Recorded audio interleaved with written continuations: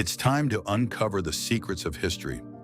Now I'm going to tell you about 10 forgotten survival techniques that no one would use today.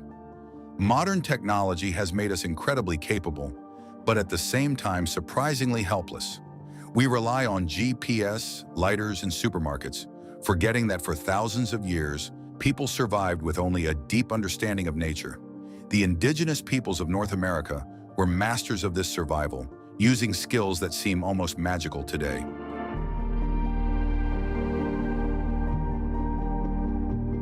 Their knowledge was not recorded in books.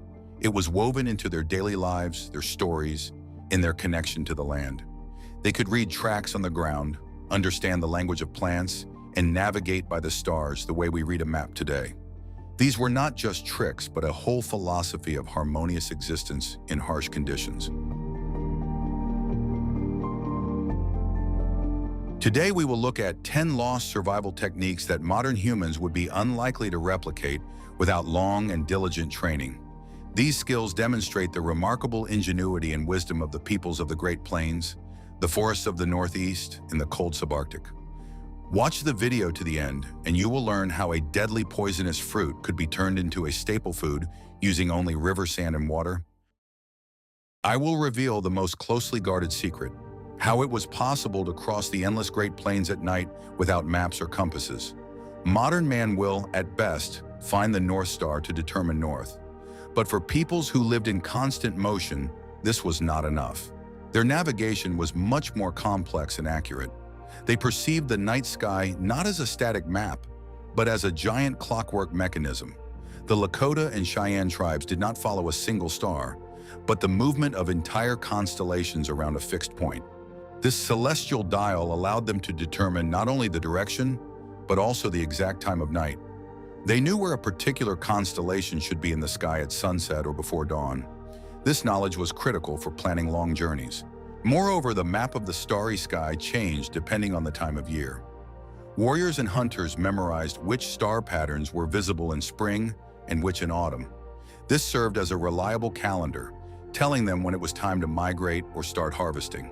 For example, the position of the Big Dipper, which they saw differently relative to the North Star at different times of the night, gave them accurate landmarks.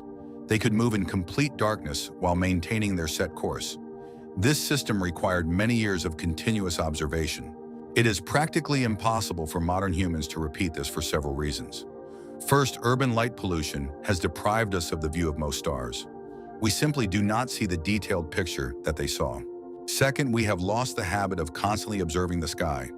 We look at screens instead of stars. This skill required complete immersion in the environment. Knowledge of celestial navigation was often passed down through myths and legends. These were not dry instructions, but exciting stories about heroes traveling across the sky. This method of teaching ensured the accuracy of information passed down from generation to generation. Thus, night navigation was not just a trick, but a complex science. It combined astronomy, timekeeping, and deep cultural memory. This skill allowed them to be masters of vast, featureless spaces. We would love to hear your opinion. What do you think about this complex method of spatial orientation? Write about it in the comments. And be sure to subscribe to our channel so you don't miss out on new exciting stories. Are you ready for the shocking truth? Everything you've seen in movies about making fire by rotating a stick between your palms is only half the truth, and the most difficult and ineffective part at that. Indigenous peoples possessed much more advanced technology. It required not so much strength as precise knowledge of materials. The most common and effective method was the fire bow, or bow drill. This method allowed for a much higher spindle rotation speed than when using the palms. The device consisted of 4 key components. The first was the bow itself, small and flexible, with a bowstring made of plant fiber. The second was the spindle, or drill, made of hard wood. The third was a hearthboard made of softer wood, such as cedar or poplar. The fourth was a small bearing or stop made of stone or hard wood, which held the spindle from above. The secret lay in the correct selection of wood. The hearthboard and spindle had to be made of different types of wood to create maximum friction. Both elements had to be completely dry, which in itself was no easy task. The bowstring was wrapped once around the spindle. The stop pressed the spindle against the hearthboard from above. By moving the bow back and forth, the person caused the spindle to rotate at tremendous speed. A special V-shaped notch was made in the hearthboard. It was in this notch that the rapid rotation created fine, charred wood dust. Friction heated this dust until it began to smolder. This smoldering ember was incredibly hot, but it was not yet a flame. It had to be carefully transferred. For this purpose, tinder was prepared, a nest made of the driest material. Crushed dry bark, plant fluff, or dry moss was used as tinder. The smoldering ember was placed in the center of this nest. After that, all that remained was to blow on it carefully but confidently. Oxygen fed the smoldering, and after a few moments, the nest burst into a bright flame. This method allowed fire to be obtained within a minute if dry materials were available. Even with instructions, a modern person would fail dozens of times before finding the right materials. What do you think was the most valuable and rare material for making tinder in a damp forest? Now imagine that you have fire but no food. What if I told you that poisonous fruits were their main salvation? Read the next chapter to learn this secret. Something you've never seen before: how an entire people could feed themselves year-round on something that is considered inedible and even poisonous when raw. We are used to thinking that corn is the staple food of Native Americans. But for many tribes, especially in the forests of the Northeast or in the West, acorns were the main bread. However, raw acorns contain a huge amount of tannins. These are bitter tannins that make them not only unpalatable, but harmful to eat.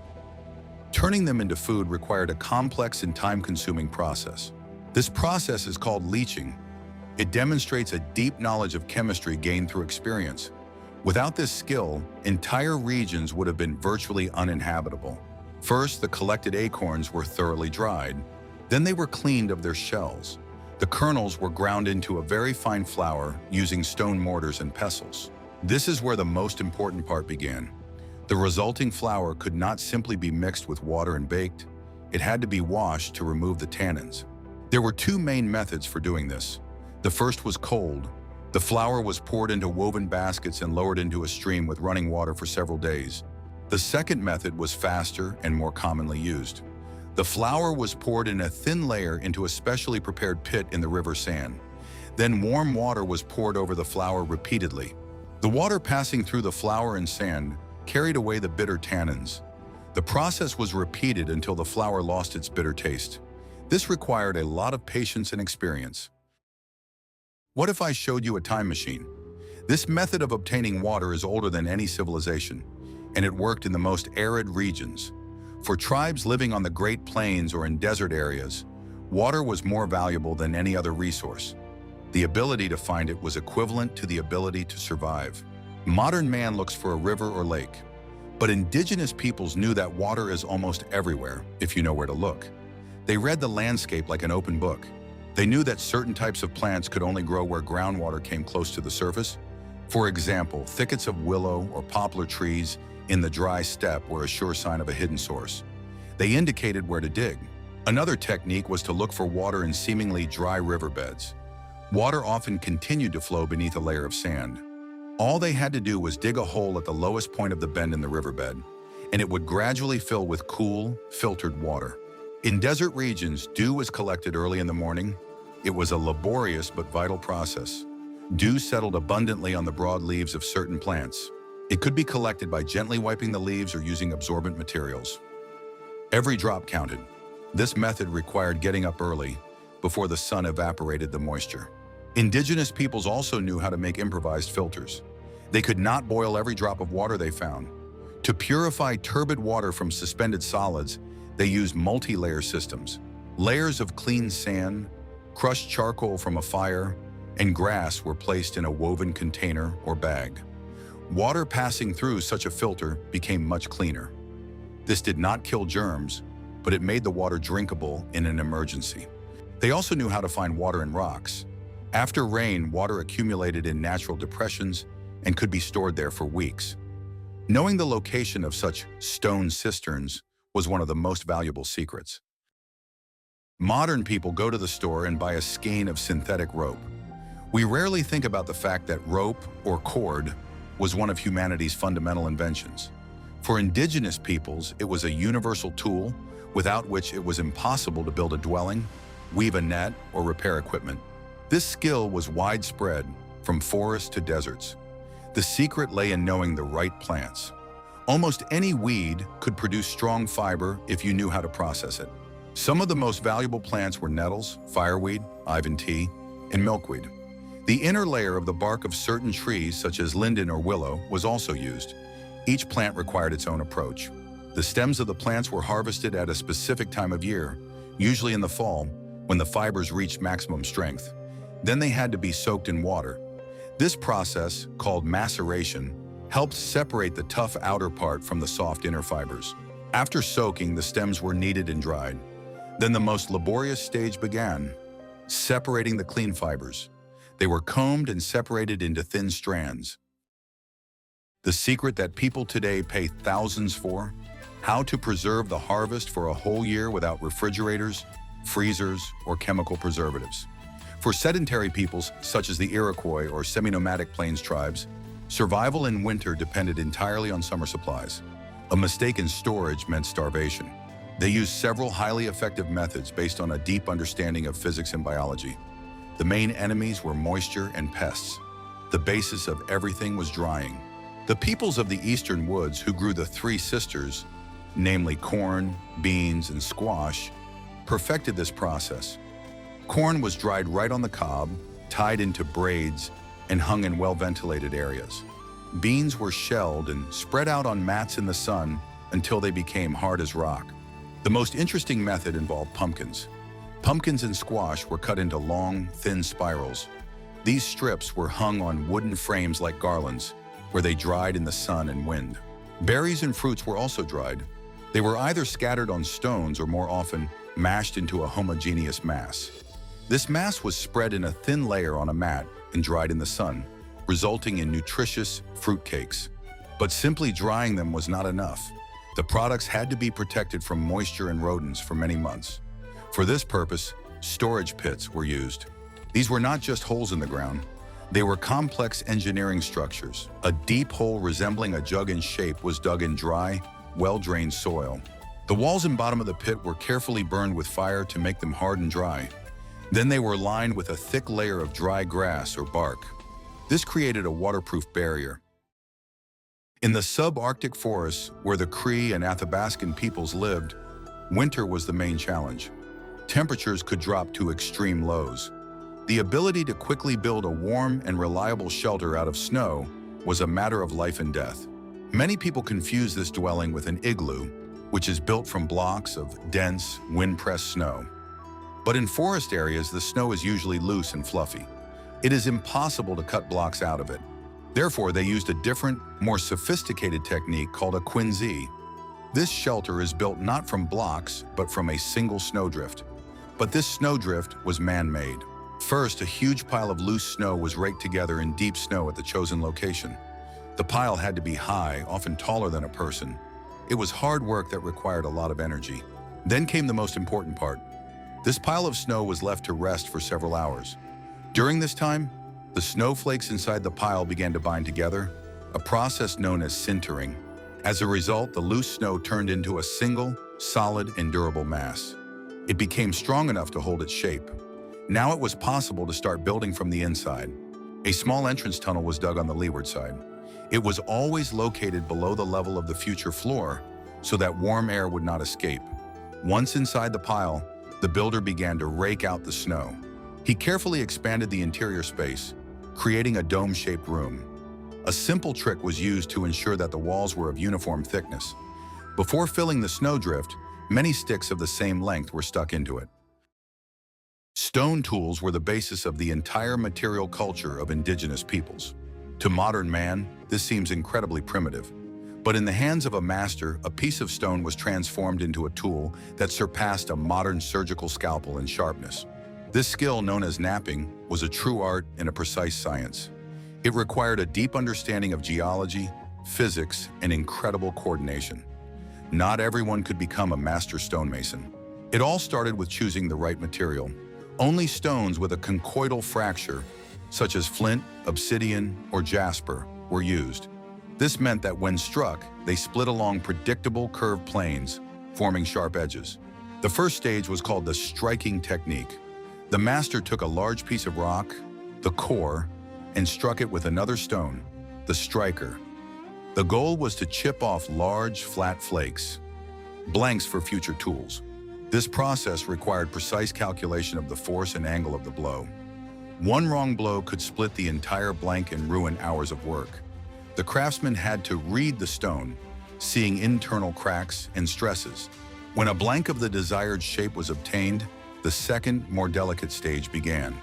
It is called press retouching or press technique. There were no more blows at this stage. Indigenous peoples had encyclopedic knowledge of botany. The surrounding forest or prairie was not just a collection of trees and grasses to them. It was a living pharmacy full of remedies for maintaining health and well-being. This knowledge was passed down from generation to generation and was the result of thousands of years of observation. They knew exactly which part of the plant to use. They understood when to harvest it and how to prepare it properly. Many modern medicines were created based on this traditional knowledge. The most famous example is willow bark. The peoples of the Northeast used it to make decoctions. They knew that willow bark helped relieve discomfort and calm fever. Today, we know that willow contains salicin. This substance is the basis of modern aspirin. Another important plant was yarrow. Its leaves and flowers were crushed and applied to cuts and abrasions. It had astringent properties and helped to stop bleeding. Plantain, which we consider a weed, was used as a natural plaster. Its fresh leaves were crushed and applied to bites or skin irritations. It helped relieve itching and soothe inflammation. For the peoples of the Great Plains, one of the most important plants was echinacea. Its roots and leaves were used to strengthen the body. They chewed the root to relieve throat discomfort. For peoples living in regions with harsh winters, such as the Iroquois or Cree, deep snow was a major obstacle. It paralyzed movement, making it impossible to gather firewood or move camp. The solution to this problem was one of the most ingenious inventions: snowshoes. Snowshoes are essentially a device that distributes a person's weight over a much larger area. This allows them to float on the surface of the snow rather than sink waist deep. It is incredibly difficult to replicate their design without modern materials. It all started with choosing the right wood. A strong but very flexible material was needed, such as ash or birch. The wood was harvested and soaked for a long time or steamed over a fire. The hot, moist wood became pliable. It was shaped into the desired form, usually teardrop or oval. The ends of the frame were securely tied together, and the structure was dried, permanently taking on the desired shape. Then cross struts were installed inside the frame. They gave the structure rigidity. They also bore the main load when walking. The most difficult part was weaving the mesh, or deck. Historically, raw leather straps were often used for this, but given the limitations, it can be said that the strongest cord made of plant fibers was used. It required a skill comparable to weaving a complex fishing net. We have looked at just 10 forgotten skills that were fundamental to the lives of the indigenous peoples of North America. From complex astronomy to chemical food processing, from snow shelter engineering to stone tool making. These skills show that survival depended not on technology, but on profound knowledge. These methods demonstrate remarkable ingenuity and the ability to adapt to any conditions. They were honed over thousands of years of trial and error.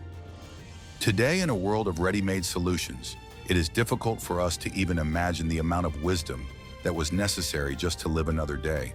What other topics related to the lives of Native Americans would you like to see on our channel? Perhaps you are interested in their social structure, their art, or their philosophy? Suggest topics for future videos in the comments, and we will try to cover them. And of course, don't forget to subscribe to our channel so you don't miss out on new research into the past.